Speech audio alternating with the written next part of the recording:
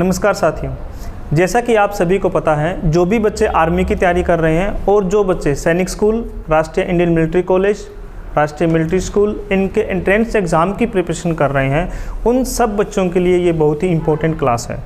जो भी बच्चा 3rd से लेकर 9th क्लास तक का बच्चा है और जिस बच्चे ने 10th कर ली है, उन बच्चों के लिए ये क्लास बहुत इंपॉर्टेंट है, इसलिए आपका देखना बहुत ज़रूरी है। जैसा कि आप सभी को पता है, आजकल हर रोज़ मॉर्निंग में 10 बजे, दोपहर में 2 बजे, शाम को 5, 7 और 9 ये 5 क्लासेस रेगुलर रहती है। इस पूरे लॉकडाउन के समय में हम इतना मैथ्स कर लेंगे कि उसके बाद जब कोई भी एग्ज़ाम आएगा तो आप सबसे पहले मैथ्स को ही सॉल्व करोगे। चलो आज की क्लास हम स्टार्ट करते हैं। पहला लेक्चर हो चुका है। इसमें हम क्या कर रहे हैं, इसमें हम डायरेक्ट क्वेश्चंस कर रहे हैं और मैं उन क्वेश्चंस के कॉन्सेप्ट आपको समझाते हुए चलूँगा ताकि आप बारंबार एक ही कॉन्सेप्ट को सीखो। ऐसे हम 50 सेट करेंगे और 50 सेट करेंगे तो बार बार रिपीट में क्वेश्चंस आएंगे और पूरे के पूरे मैथ के क्वेश्चंस आएंगे, तो आपकी कंप्लीट रिवीजन इससे हो जाती है। तो जो भी बच्चा 3rd से 9th क्लास का है और जिसने अभी 10th की है, उनके लिए बहुत ही इंपॉर्टेंट क्लास है। पहले क्वेश्चन को हम देखते हैं क्या लिखा हुआ है। मैं आपको ये इंग्लिश में भी बताऊँगा और हिंदी में भी बताऊँगा। यहाँ पर क्वेश्चन इंग्लिश में लिखा हुआ है, हिंदी में लिखा हुआ है, इससे परेशान होने की आवश्यकता नहीं है। पहला क्वेश्चन हमें दे रखा है कि एक आयताकार मैदान, आयताकार मैदान का मतलब होता है एक रेक्टेंगल,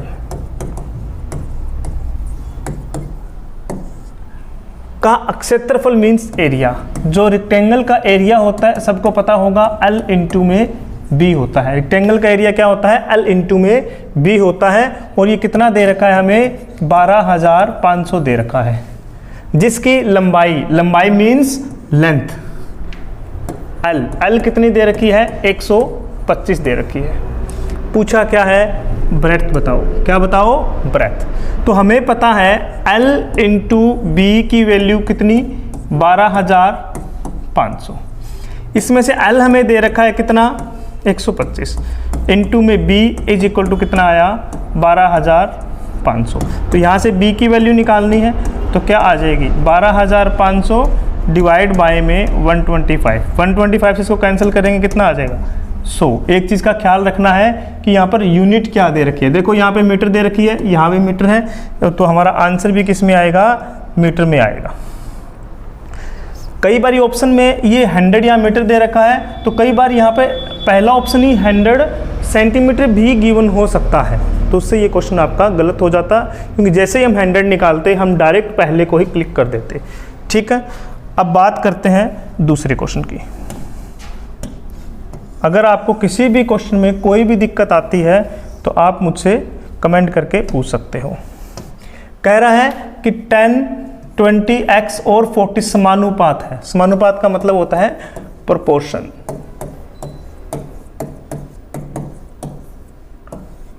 प्रोपोर्शन का मतलब होता है A/B समानानुपात, इसको बोलते हैं समानानुपात। C/D ये गिवन है। तो अगर ऐसा कभी भी आपको गिवन है तो आपको सिंपली क्या करना है कि जो ये बाहर वाले हैं इन दोनों की मल्टीप्लाई कर लो और जो ये अंदर वाले हैं इन दोनों की मल्टीप्लाई कर लो। बस ये आपको करना होता है, इससे आपका आंसर आ जाता है। अगर हमें प्रोपोर्शन में दे रखा है, जैसे यहाँ पर 4 नंबर कौन कौन दे रखा है, पहला दे रखा है हमें 10, दूसरा 20, तीसरा x और चौथा 40। तो ये क्या हो जाएगा, ऐसे लिख लेंगे। अब इन दोनों की सबसे पहले क्या करो, मल्टीप्लाई करो। इन दोनों की मल्टीप्लाई करेंगे कितना आएगा, 20x, और इन दोनों की मल्टीप्लाई करेंगे कितना आएगा, 400, और बीच में साइन किसका आता है, इक्वल का।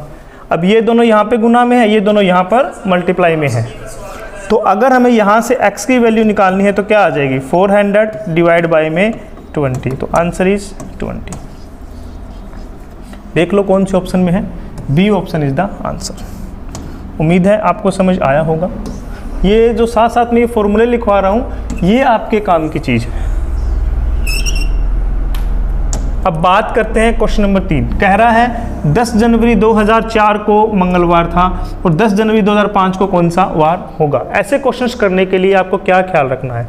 देखो, एक होता है नॉर्मल ईयर, साधारण साल। कौन सा होता है? नॉर्मल ईयर मतलब साधारण साल। कौन सा? जिसके अंदर 365 डेज होते हैं। ये जो मैं थ्योरी करवा रहा हूँ ये आपके लिए बहुत इंपॉर्टेंट है। इनको लिखते चलोगे तो आगे क्वेश्चन अपने आप होने स्टार्ट हो जाएंगे। और एक होता है हमारा लीप ईयर। कौन सा? Leap year. उसके अंदर 366 दिन होते हैं। लीप ईयर की क्या विशेषता होती है? जिसमें 366 डेज होते हैं। कौन सा दिन बढ़ जाता है? एक दिन बढ़ जाता है हमारा। कौन सा?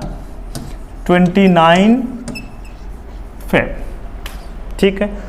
जब भी ऐसे डेज वाले क्वेश्चंस आए तो आपको पता होना चाहिए कि पहली बात तो किस में? साधारण साल में। फर्स्ट डे मतलब first day of leap year, sorry साधारण साल। जैसे मान लो 2003 इक्वल टू होता है 31 दिसंबर 2003। एक साधारण साल का पहला और आखिरी दिन हमेशा क्या होता है? इक्वल होता है। इस बात को ध्यान रखना है। और अगर ये ईयर है कौन सा? Leap year. अगर ये लीप ईयर है तब क्या करना है? पहला दिन लीप ईयर का मतलब 1 जनवरी 2004 होता है 31 दिसंबर 2004 प्लस में एक दिन हमें और ऐड करना पड़ेगा। प्लस में हमें क्या करना पड़ेगा? एक दिन और ऐड करना पड़ेगा। मैं क्या कहना चाहता हूँ? मैं कहना चाहता हूँ कि अगर 1 जनवरी 2003 को मंगलवार है मान लेते हैं, तो 31 दिसंबर 2003 को भी मंगलवार ही होगा। ये बात हुई कि नहीं? दोनों सेम होते हैं। फिर 1 जनवरी 2004 को कौन सा वार होगा?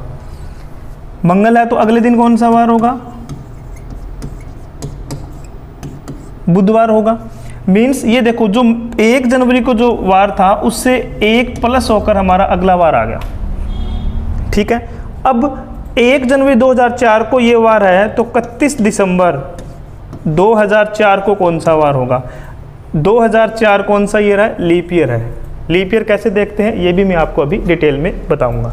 तो अगर ये लीप ईयर है तो इसका आखिरी दिन बुधवार तो नहीं होगा, प्लस में एक मतलब बुध के बाद कौन सा आता है? थर्सडे आता है। बुध के बाद कौन सा आता है? थर्सडे आता है, थर्सडे होगा। इसी तरीके से फिर 1 जनवरी 2005 को कौन सा वार हो जाएगा? थर्सडे से नेक्स्ट कौन सा होता है? फ्राइडे। तो फ्राइडे होगा कि नहीं होगा? मीन्स यहाँ पर अगर हम ध्यान से देखते हैं तो ये वार कौन सा था? बुधवार था। और बुधवार से यहाँ अगर हम आते हैं तो ये +1 न होकर क्या हो जाता है? +2 हो जाता है। मीन्स अगर नॉर्मल ईयर है तो अगले साल का जो पहला दिन होगा वो जस्ट इससे क्या हो गया? नेक्स्ट हो गया। मंगल के बाद बुध आता है। लेकिन अगर नॉर्मल ईयर नहीं है, जैसे ये वाला नॉर्मल ईयर नहीं है, तो अगले साल का पहला दिन देखेंगे तो बुध न होकर, बुध पहले तो यहाँ पर बुध होना चाहिए था तो 1 प्लस हो गया, बृहस्पति आ गया। और बृहस्पति से एक आगे कौन सा वार आ जाएगा? शुक्र, मतलब प्लस में 2 हो जाएगा। इस बात का आपको ध्यान रखना है। अगर आपको इतनी बातों का पता है तो डेज वाला क्वेश्चन आपका गलत नहीं हो सकता। कैसे करेंगे अभी इस क्वेश्चन को जो हमें दे रखा है, एक बार देख लेते हैं।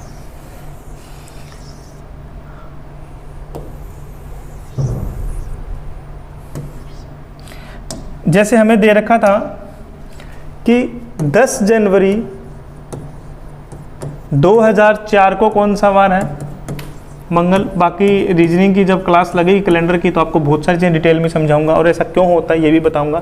तो हमें बताना है 10 जनवरी 2005 को, है ना? तो ये कितना हो जाएगा? प्लस में 2 हो जाएगा। तो मंगल के बाद बुध और बुधवार के बाद कौन सा आता है? गुरुवार। तो ये हमारा क्या आ जाएगा? आंसर आ जाएगा कौन सा? गुरुवार। उम्मीद है आपको सारी की सारी बातें समझ आई होंगी। देखो ऐसा है कि हम आराम से चलेंगे और धीरे धीरे हर एक सवाल के कॉन्सेप्ट को समझते हुए चलेंगे, स्टार्टिंग के कम से कम 10 सेट तक। इसके बाद हम स्पीड से क्वेश्चंस को करना शुरू करेंगे। नेक्स्ट क्वेश्चन हमारा क्या कहता है? कहता है कि एक साइकिल चालक की चाल means the speed of A cyclist कितनी दे रखी है हमें? 12 किलोमीटर पर आवर। मतलब हमें क्या दे रखी है? स्पीड दे रखी है। और स्पीड कितनी दे रखी है? 12 किलोमीटर पर आवर। देखो ये स्पीड है और ये किलोमीटर पर आवर है। तो यहीं से हम एक बात को समझ सकते हैं कि जो हमारी स्पीड होती है, या मैं कहूँ जो हमारी चाल होती है, क्या चीज़? चाल, वो क्या होता है? Kilometre means time, kilometre means time मतलब समय, divide by hour, sorry kilometre means चाल नहीं, समय नहीं, किलोमीटर का मतलब होता है दूरी मीन्स डिस्टेंस, और आवर मीन्स टाइम। जब भी हमसे कहीं भी स्पीड पूछे तो हमें बस इस फॉर्मूले का ध्यान रखना है, क्वेश्चन अपने आप निकल जाएगा। जैसे इसने क्या बोला है, इसमें थोड़ा सा अलग पूछा गया है। इसने पूछा है कि 12 किलोमीटर पर आवर को कन्वर्ट कर दो आप किस में? मीटर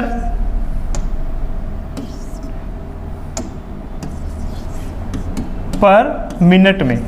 देखो सेकंड नहीं बोल रहा, मिनट बोल रहा है। तो क्या काम करेंगे हम?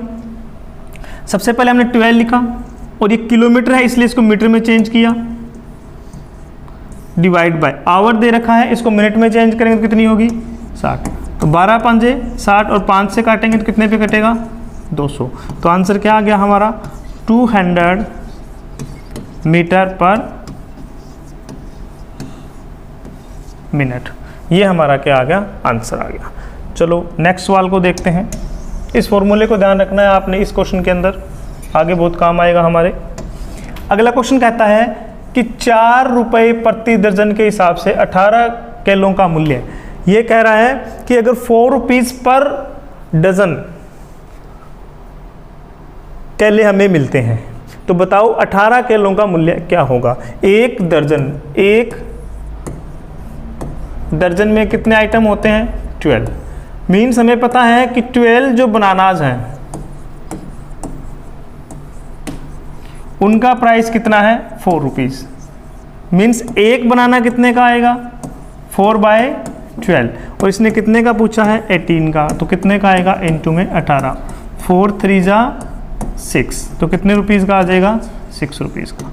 ये हमसे पूछा हुआ है।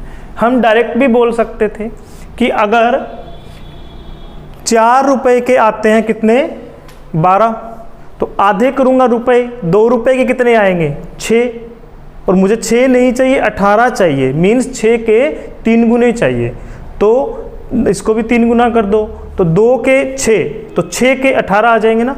मीन्स हमें पता लगा कि 2 के 6 और हमें चाहिए कितने? 18 चाहिए। तो इधर भी 3 से गुना कर दो, इधर भी 3 से गुना कर दो, मीन्स 6 के कितने आ जाएंगे? 18। इस तरीके से हम एक भी लाइन में ये क्वेश्चन कर सकते हैं। यूनिटरी मेथड इसको हम बोलते हैं। धीरे धीरे हम इसको सीखेंगे। नेक्स्ट क्वेश्चन क्या कह रहा है? कह रहा है 12 आदमी या और, एक होगा और एक होगा एंड। और का मतलब होता है जैसे मैं ये कहूँ 2 बंदे हैं ए और बी, 2 जने हैं कौन? ए और बी। मैं कहूँ कि या तो ए या बी यहाँ पर खड़ा होकर पढ़ाएगा, या तो ए या बी यहाँ पर खड़ा होकर पढ़ाएगा। तो इसका मतलब ऑप्शन हो गया ना, ए या बी में से कोई पढ़ाएगा। मैं कहूँ ए और बी दोनों पढ़ाएंगे, तो कंपल्सन हो गया ना कि दोनों को पढ़ाना पड़ेगा। तो दोनों क्या हो जाएंगे? प्लस हो जाएंगे। मतलब और कहीं भी हो तो और अगर होगा तो वहाँ पे क्या हो जाएगा? इक्वल, और अगर एंड होगा तो वहाँ पे क्या हो जाएगा? प्लस। एक तो ये बात इस क्वेश्चन के अंदर समझने वाली है, ठीक है। अगली बात कह रहा है 12 मैन, 12 आदमी इक्वल है कितनी? 18 वोमेन, और कितने दिन में काम करते हैं? 14। इसके अंदर हमें एक दूसरी चीज़ का जो ध्यान रखना है, वो एक फॉर्मूला हमें ध्यान रखना है। कौन सा? कि कितने भी लेबर हो, वो आदमी हो, लेडीज हो, बच्चे हो, कोई भी हो, और कितनी भी देर में वो काम कर रहे हो, मतलब कुछ भी टाइम हो, और उनकी एफिशिएंसी चाहे कुछ भी हो, बस वर्क हमेशा नीचे आएगा। ये एक ग्रुप बन गया। सिमिलर ऐसे ही एक सेकंड ग्रुप और बनेगा, ऐसे ही एक सेकंड ग्रुप और बनेगा। उन दोनों को हमेशा कंपेयर करना है और कुछ भी नहीं करना है। क्या कह रहा हूं मैं यहाँ पर, अभी आपको बताता हूं। इसने कहा ना 12 मेन या 18 वोमेन, तो दोनों में से एक पे हम क्वेश्चन लेके चलते हैं। एक पे लेके जाएंगे तो इसका मतलब ये हो जाएगा कि ऐसे ले लो कि 18 वोमेन किसी काम को 14 डेज में करते हैं, तो 18 ये लेबर हो गए और 14 डेज ये डेज हो गए। एफिशिएंसी दे नहीं रखी, और वर्क नीचे कितना काम करते हैं कुछ बताया नहीं, तो हमेशा एक। ये हमारा कौन सा ग्रुप हो गया? फर्स्ट ग्रुप हो गया। ठीक है, अब हमें सेकंड ग्रुप चाहिए, दिया होगा हमेशा क्वेश्चन के अंदर। कह रहा है 8 आदमी और 16 औरतें। क्या दिया हुआ है? 8 आदमी और 16 औरतें। तो 8 मैन प्लस में 16 वोमेन। लेकिन हमारा क्वेश्चन हमने किस में कन्वर्ट कर रखा है? वोमेन में। तो हम यहाँ से इसको भी कन्वर्ट कर लेंगे किस में? वोमेन में। तो ये हम इक्वल दे रखे हैं ना, 12 मैन इक्वल टू क्या दे रखा है? 18 वोमेन। हम क्या करेंगे? इधर काटेंगे, 6 दूनी 12 और 6 तिये 18, 3 एकम 3, 3 दूनी 6। ये क्या कर दिया हमने? 6 तिये 18 और 6 दूनी 12, 2 लिखना था यहाँ पर। चलो दोबारा ही कर लेते हैं इसको। क्या दे रखा है? 12 मैन इक्वल टू 18 वोमेन। 6 दूनी 12 और 6 तिये 18 मीन्स क्या रिलेशन आया यहाँ से? 2 आदमी की जगह मैं 3 वोमेन लिख सकता हूँ, या 3 वोमेन की जगह 2 आदमी लिख सकता हूँ। हमारा यहाँ पर कितने मैन दे रखे हैं? 8 दे रखे हैं। 2 आदमी की जगह कितने लिख सकता हूँ? 3। तो 8 की जगह कितना लिखूंगा? तो इसको 8 बनाने के लिए कितने से मल्टीप्लाई करूँ? 4 से। 4 दूनी 8 होता है ना, तो इधर भी कितने से कर दूँ? 4 से। तो 4 तिये 12 हो गया। इसका मतलब ये हुआ कि इसकी जगह मैं क्या लिख सकता हूँ? 12 वोमेन लिख सकता हूँ। यस और नो? 12 वोमेन ये रही और 16 वोमेन ये रहे, तो टोटल कितने हो गए? 16 और 12 28 वोमेन हो गई। कितनी हो गई? 28 वोमेन हो गई। और पूछ रहा है कितने दिन में कर देंगे, कितने समय में कर देंगे, मतलब हमें टाइम निकालना है और काम अगेन उतना ही करना है, इसलिए काम यहाँ क्या रहेगा? 1। ये हमारा क्या आ गया? सेकेंड ग्रुप आ गया। इस तरीके से आपको हर एक क्वेश्चन में 2 ग्रुप गिवन होंगे। कभी कभी आपको ये कन्वर्जन करना पड़ सकता है, कभी कभी आपको डायरेक्ट भी मिलेंगे। जैसे जैसे क्वेश्चन आएंगे मैं आपको बताता चलूँगा। चलो अब आगे क्या करना है? जब हमें ये 2 ग्रुप मिल गए तो हम क्या काम करेंगे? इनको कंपेयर करेंगे। टी निकालना है, टी को इधर रख लेंगे। ठीक है, तो टी इधर रखा तो इधर क्या था? 18 इनटू में 14 डिवाइड बाय कितना? 28। तो 14 2 जा 28, 2 से कैंसिल किया, कितने पे कैंसिल हुआ? 9 पे। तो ये हमारा क्या आ गया? 9 आंसर आ गया। ठीक है, एक बार आराम से दोबारा पूरे के पूरे क्वेश्चन को देखना, आपको बहुत अच्छे से ये समझ आ जाएगा। और जो स्टेप्स मैंने आपको बताए हैं, इन्हीं को बार बार हम आगे आने वाले जो हमारे प्रैक्टिस सेट हैं उसमें रिपीट करते जाएंगे, तो ये आपको और ज़्यादा अच्छे तरीके से समझ आ जाएंगे।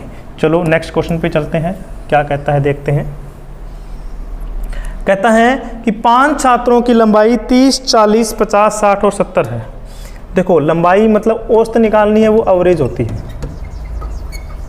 जो क्या होता है? टोटल जितने भी दे रखे उसका सम डिवाइड बाय में टोटल नंबर ऑफ स्टूडेंट्स, या जो भी जितने भी ये टोटल नंबर होंगे, ये आपको ध्यान रखना है।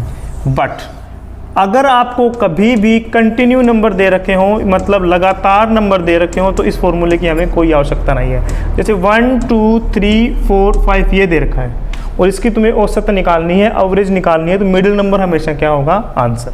जैसे कि हमारे क्वेश्चन में हमें दे रखा है 30, 40, 50, 60 और 70, है ना। तो 2 इधर छोड़ दो, 2 इधर, और लगातार सब में डिफरेंस देखो कितना है, 10-10 का है ना।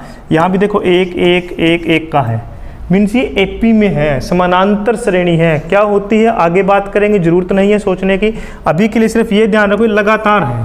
ये भी लगातार है सेम डिफरेंस के साथ। तो मिडिल हमारा क्या हो जाएगा, आंसर हो जाएगा, और मिडिल कौन है हमारा 50, then 50 will be the answer. ठीक है, अगला बहुत ही आसान क्वेश्चन दे रखा है, सीधा जो कॉन्सेप्ट बता रहा हूँ उसी को आपको ध्यान रखना है। कह रहा है कितने प्रतिशत दर पर एक राशि 8 वर्ष में दुगनी हो जाएगी। इसने ना तो हमें ये बताया है कि यहाँ पर CI मीन्स कंपाउंड इंटरेस्ट है, ना ये बताया है कि यहाँ पर SI मतलब सिंपल इंटरेस्ट है, कुछ नहीं बता रखा। जब कुछ भी ना बताया हो तो हमें हमेशा सिंपल इंटरेस्ट लेकर चलना है। इसने कहा कितने प्रतिशत दर पर एक राशि 8 वर्ष में दुगनी हो जाएगी। देखो आपने पढ़ा होगा कि SI क्या होता है,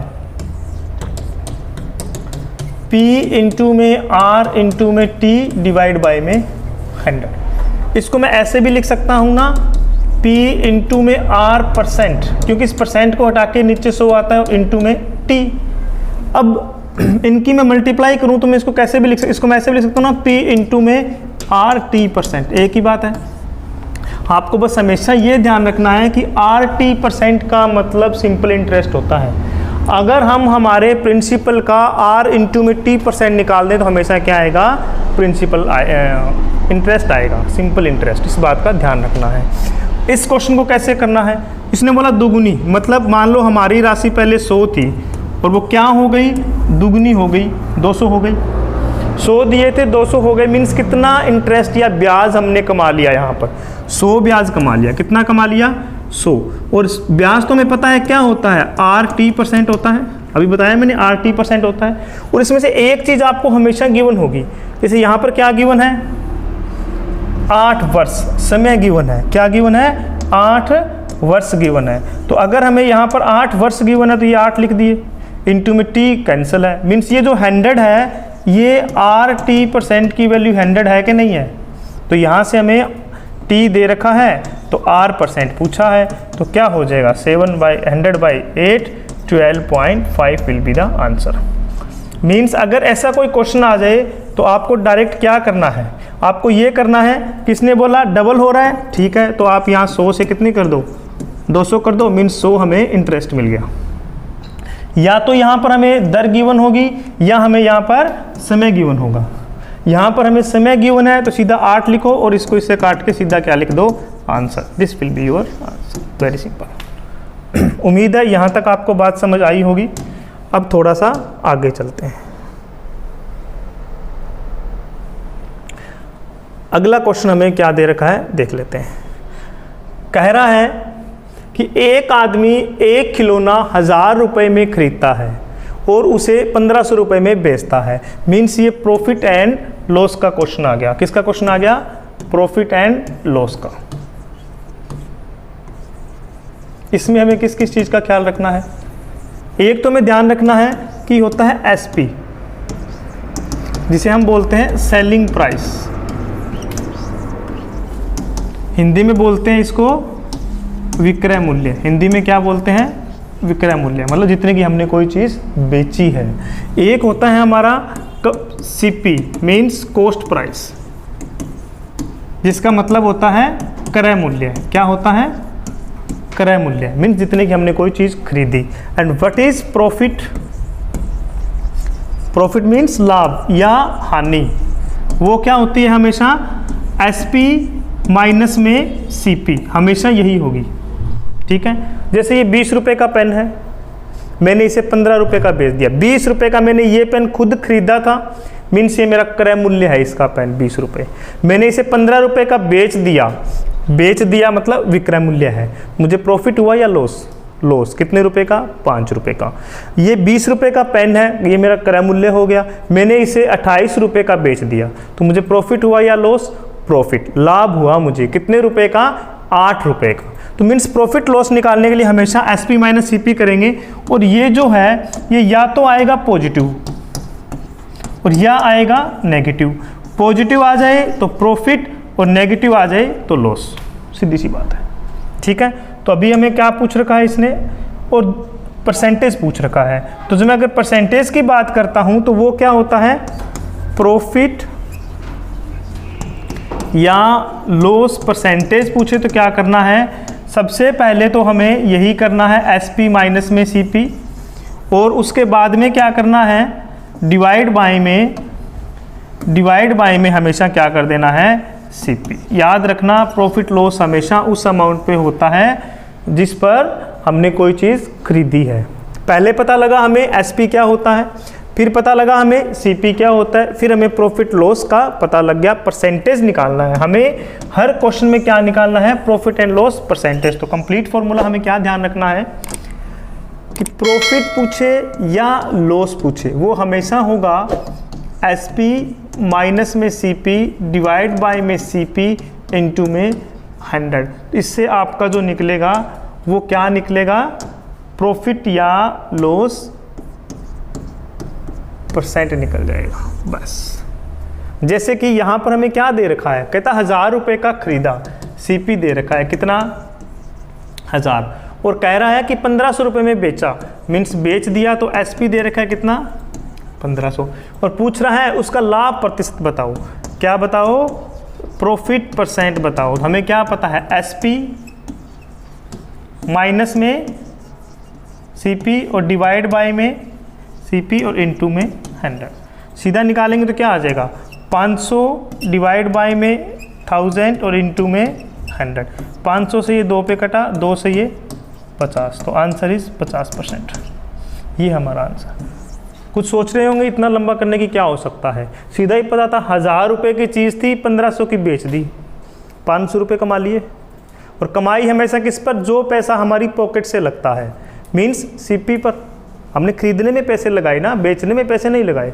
तो खरीदने में हमने 1000 रुपये लगाए और 1500 का बेचा, मीन्स 500 कमा लिए। 1000 पर 500, आधा कमा लिया ना, और आधा मीन्स 50%, आधा मीन्स 50% कमा लिए। हम सीधा भी कर सकते हैं, और भी डिटेलिंग में जाएंगे, बिल्कुल क्वेश्चन को देखते ही कैसे आंसर करते हैं वो भी हम सीखेंगे। लेकिन अभी हमारा ये दूसरा ही प्रैक्टिस सेट है, 10 तक हम बिल्कुल एकदम लो लेवल से एक एक चीज़ को डिटेल में सीखते हुए चलेंगे, देन हम स्पीड अप होंगे। फिर मैं आपको बताऊंगा ये परसेंटेज क्या है, प्रॉफिट एंड लॉस क्या है, कंपाउंड इंटरेस्ट क्या है, सिंपल इंटरेस्ट क्या है, जिसके लिए शाम को 5 बजे हर रोज़ आपकी जो मैथ की क्लास होती है उसमें डिटेल में कॉन्सेप्ट के साथ साथ शॉर्टकट में हम चलेंगे। ठीक है, अब बात करते हैं अगले क्वेश्चन की।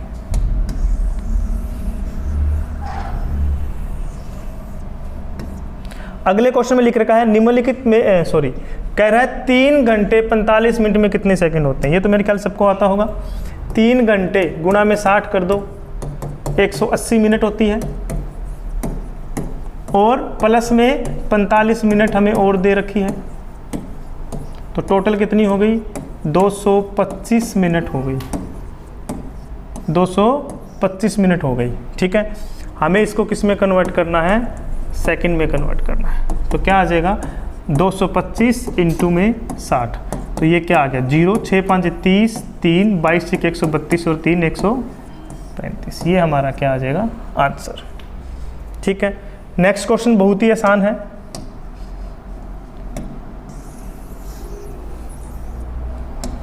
कह रहा है 140 का मतलब होता है गुणा 30% इज इक्वल टू 840 का कितना परसेंट, है ना।